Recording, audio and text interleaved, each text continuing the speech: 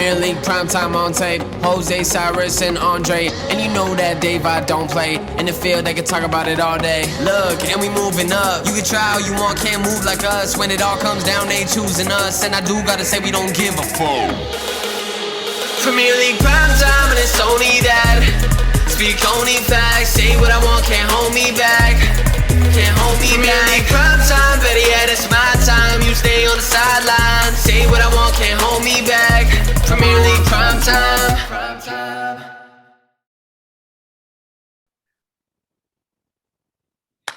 Hello and welcome back to Premier League Primetime. The game is just finished.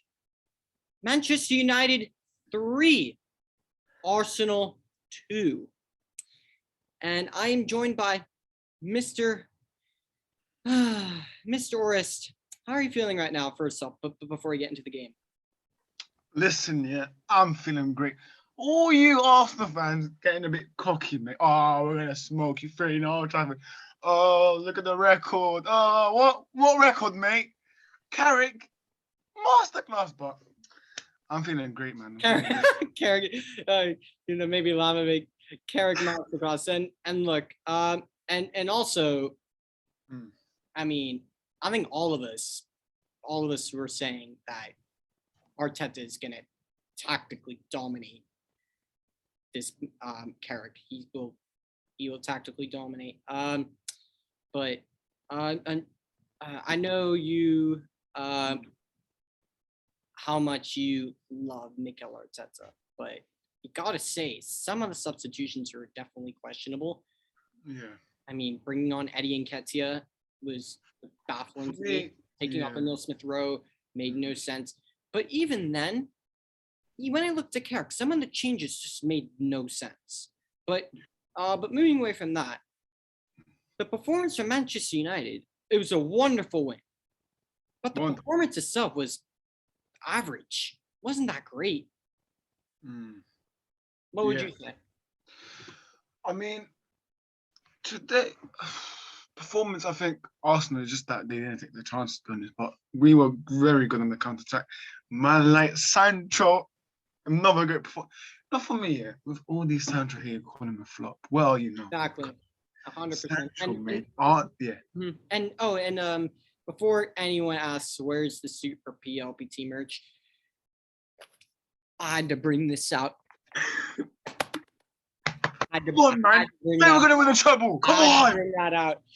Say we're gonna win the treble. Go on. Say it. No, I'm not saying we're winning the treble. I will not say we're winning the treble. But Michael Carrick, and literally Fabrizio Romano just came out now with the news that Michael Carrick is actually stepping down and will leave Manchester United as a whole. You know what?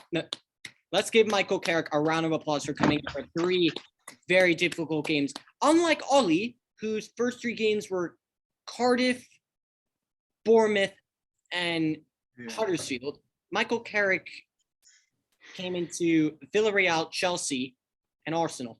3 difficult games. And he's gotten 7 points out of 9.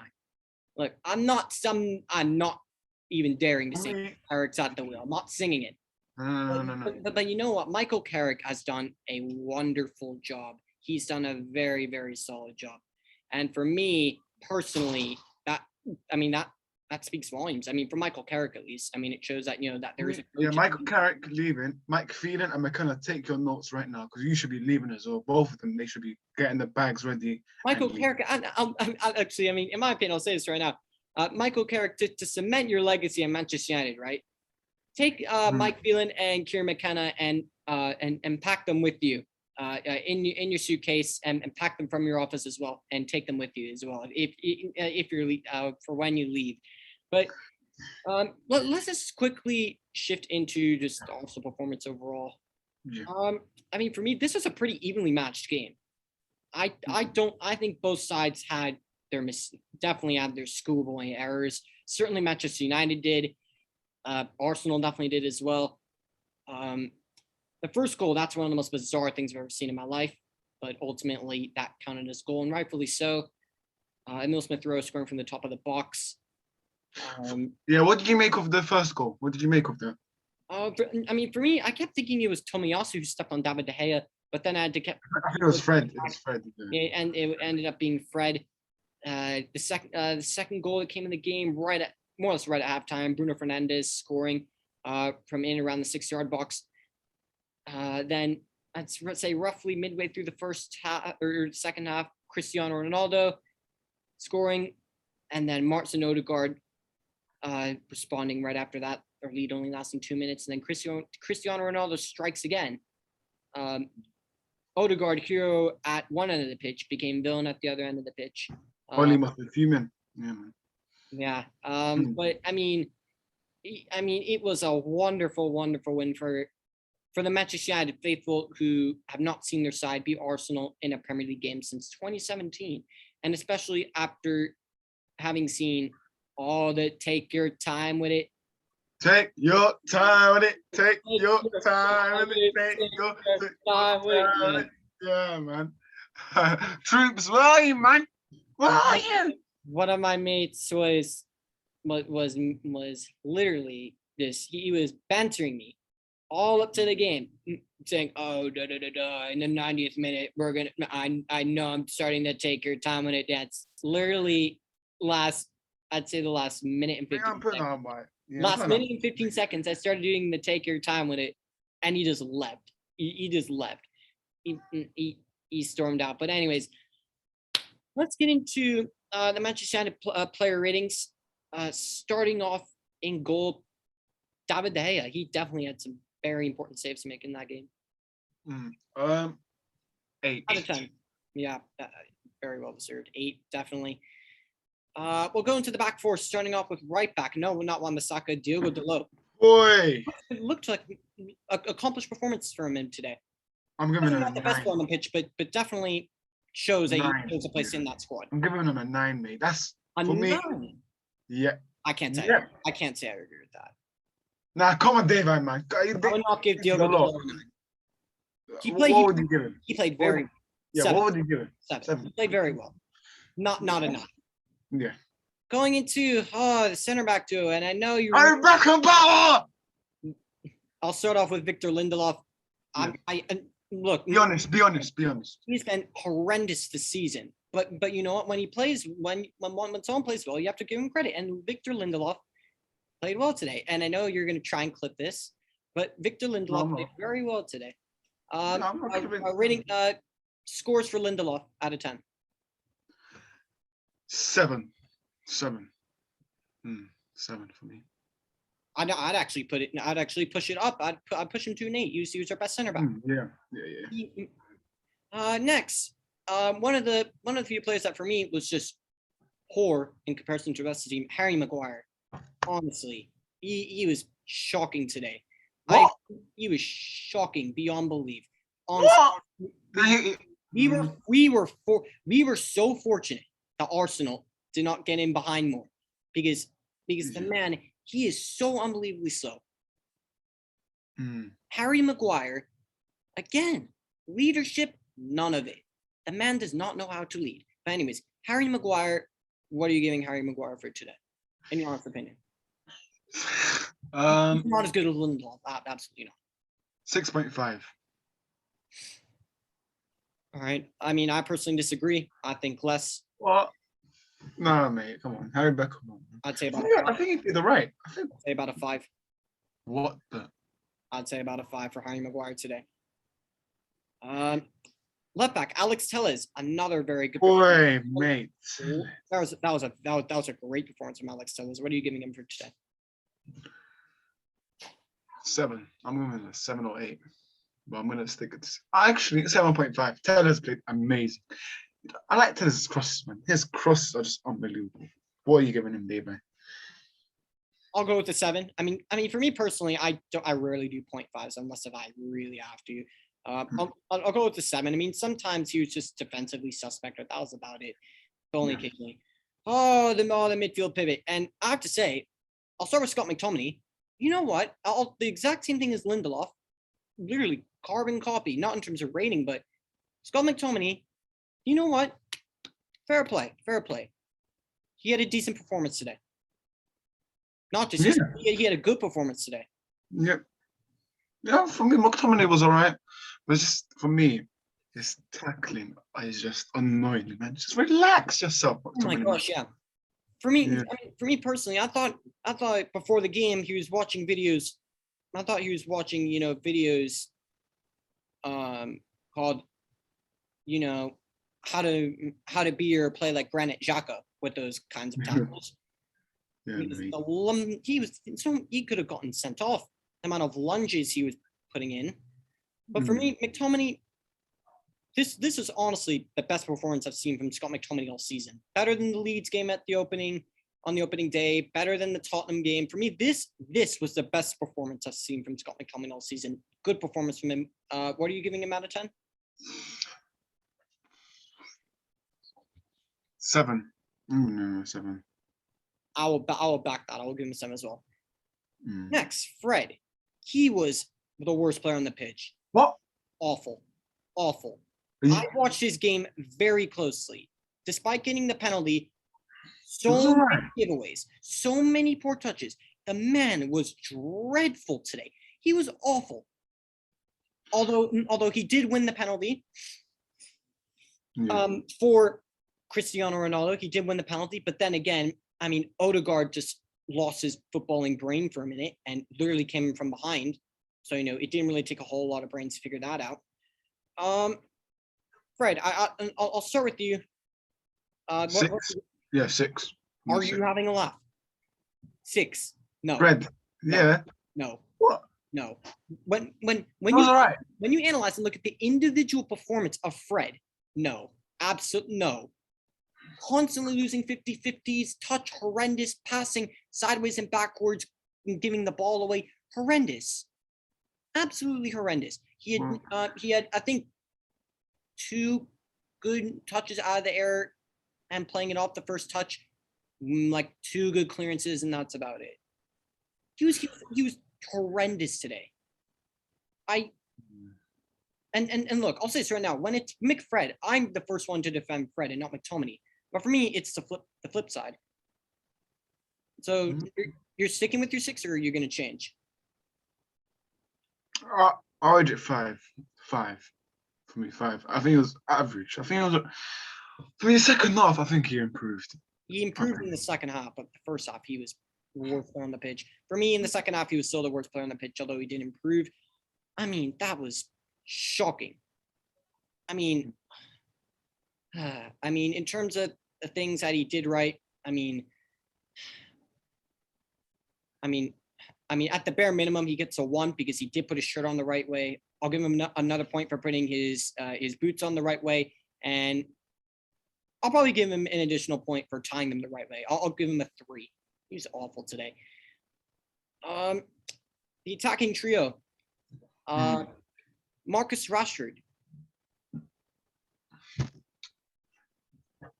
I'll give him I think it was all right. I think he was very good for us. I think I'm gonna give him a 7 for me. 6 for me.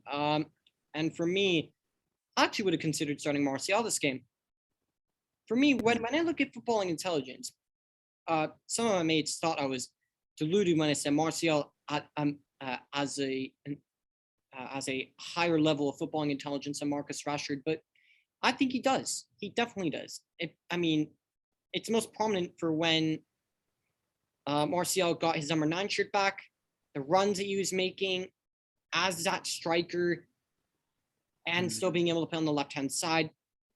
I would have preferred Martial in there, but Marcus Rashford came in, did all right.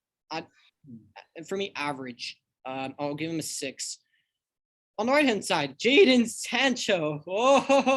Oh, and as I said on GDMU TV for after the Villarreal game, I really can't hear the Sancho haters now. I can't really. We're gonna do Pepe. We're gonna do Pepe. Pepe, where are you, mate? Where are the haters? Where are the haters, mate? One of the best players on the pitch. Arguably, for me, he's in contention for man of the match with one other player. Sancho. 9. All right. I'll say an 8 because for me, the highest rated player in the squad or highest rating, we're one man, definitely. Bruno Fernandes to a 10. And again, and rents and bans. I never call out people, and you probably won't see this, but I never normally call out people, right? I've been hearing for weeks and weeks. And yeah, rightfully so. Bruno Fernandes has been rubbish. Yeah, he has been. But the one quote that I caught that you Wait, yourself am I gonna get said, copyrighted if I take your time with it? I think I will get. So I'm not gonna play it just in case if I get that copyrighted. you yourself said Yeah. Bruno was playing as a number 10, of course, horseshit, like as per usual. As per usual. Yeah, as per usual. Got that one wrong, didn't you? 100%. Bruno Fernandes, spectacular performance today. What are you giving him? Bruno Fernandes, I'm giving him an 8. I will back that up, and I will also give the man an 8. And lastly, the man who seemed like he was again playing the graveyard shift. Hold on. See! The man, the myth, the legend himself, Cristiano Ronaldo, and again, rants and bants. Yeah, man. He doesn't perform. He doesn't perform in the Premier League, mate. He does not perform in the Premier League. He only bullies his teams in the Champions League, where the pace is slower. I'm happy Carrick dropped Ronaldo against Chelsea. It was the right decision. Viva Ronaldo. Yeah. Cristiano Ronaldo. Yeah. I'm giving him a 10. No one gets a 10. No one gets a 10 because no one had a come on. 801 goals. Come on. No one had a perfect performance on the pitch. The 2 goals aside, Ronaldo, it took Bruno Fernandes begging him to press the ball. Ronaldo improved with that in the second half, but off the ball, there's not a whole lot of pressing, but that does not take away the status that man has. For me, he gets a 9, 100%. Subs on the bench. I think Jesse Lingard coming in. I had no idea why he came in instead of Tony Martial, but Lingard putting in a shift, created a few opportunities, made some runs forward.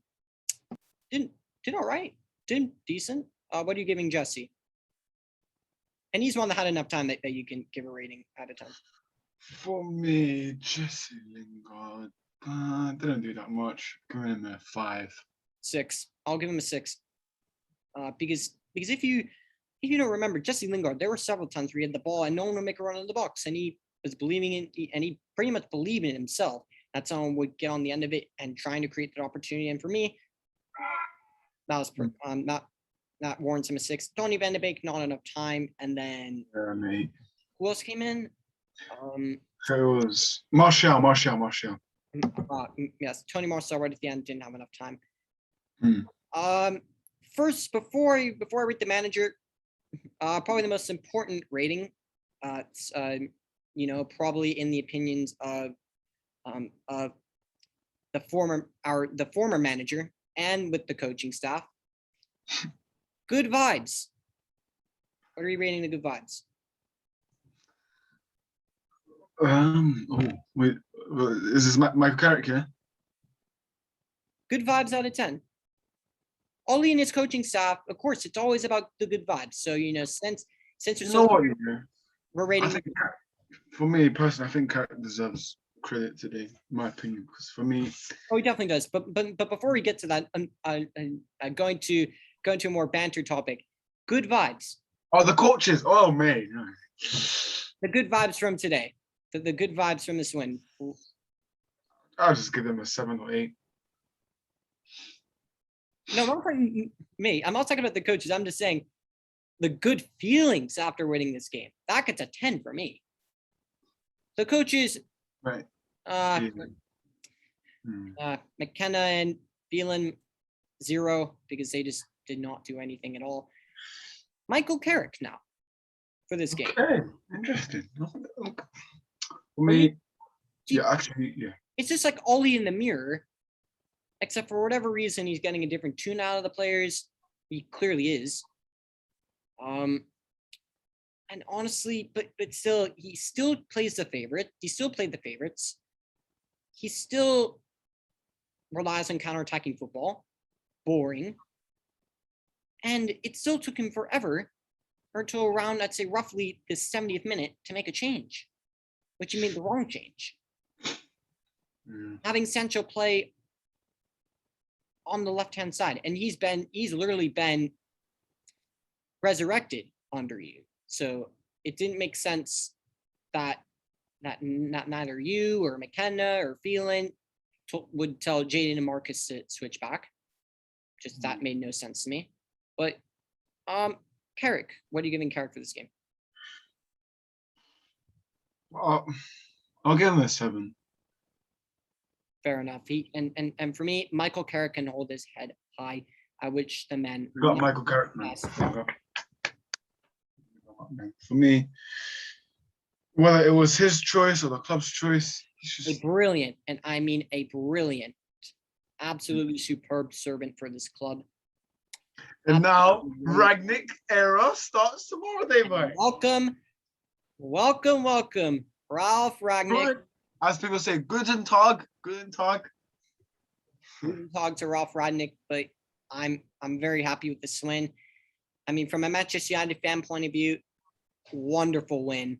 From an Arsenal point of view, just another test failed. I asked this question in the preview, or in a preview to this game. Do you think that Liverpool result would be discouraging in regards